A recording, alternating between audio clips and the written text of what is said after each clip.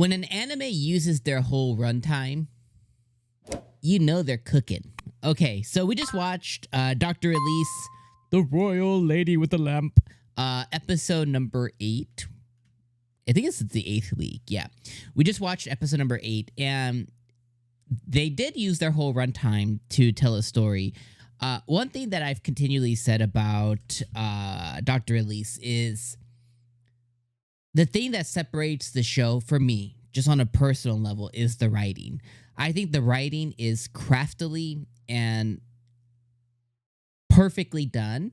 And the studio, which, I mean, I think there's a few studios partnering on this, but this is 𝐜𝐴T𝐻 and a couple of different ETX. There's a few different producers on here, and it looks like the studio, which is Maho Film, have really done the direction and have done the anime justice here. And this episode, we didn't really move the story too far, and I'm always kind of a harbinger, or like I'm really critical of when we have these pauses of time within a show. And I'm mostly critical towards the shows, which is most of them, but I'm really critical towards the shows where we know we only have 12, 13 episodes, 11, 12, 13 episodes, which is typically the number we're working with of episodes for a season. I'm always really critical when we have an episode that doesn't focus on the main plot or the main story, especially when we know that there's enough source material to, push that along. But with this specific episode, I really felt like we took this whole episode to build out Dr. Graham, who is one of the key characters of the show, at least one of the key side characters. We have Elise, and we have the king, and we have the prince, and we have her family. But as far as who she's working with is, Dr. Graham is the person that she's working with most closely. And this episode picked up where we left off last week, and last week she got kind of like outed as the person who saved the she wasn't an empress, but saved the old grandma. And she came, and the two doctors, including Dr. Graham, came to visit her because they're like, oh, well, if this Elise girl is as talented as Rose, like, wow, we've really found some stuff here. And they both come in, and it ends up being Elise herself, and she's immediately like, oh, I'm so sorry, and blah, blah, blah, and I had to, hide my identity. And Graham reacts to that. And she thinks about, how he reacted to her, making like a face and stuff. And like, when they returned to the office, and really we found out later he was reacting, as we could have surmised based on the looks, but we could, he was reacting to her scribble scrabble writing, her terrible, terrible writing, because bro just cannot read it for the life of him. And then he took some time off because he wanted to focus on, his own, and he wanted to try and spend a few days and increase his knowledge. And he's not going to be able to match Elise, but he wants to kind of be in the same, he wants to play on the same field as her, which is very commendable, especially as a doctor.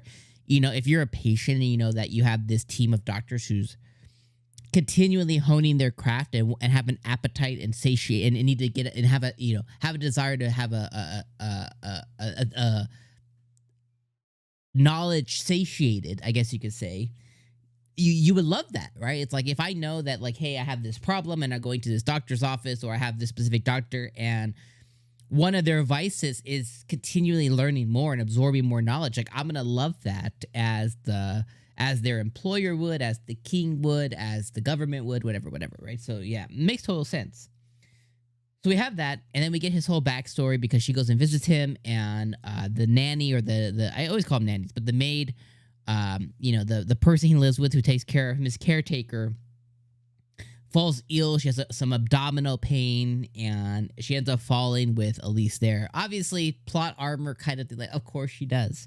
But she falls there, and apparently she had like some kind of like hemorrhoid, some internal hemorrhoid, intestinal hemorrhoid and stuff like that. And she falls, and Graham ends up saving her. And through that, we see his whole backstory, which is a very, very touching and emotional backstory, and was written very well and was conveyed with a lot of emotion. But essentially, his family fell to his family fell to an epidemic that occurred, and obviously he was a child, so he couldn't save them.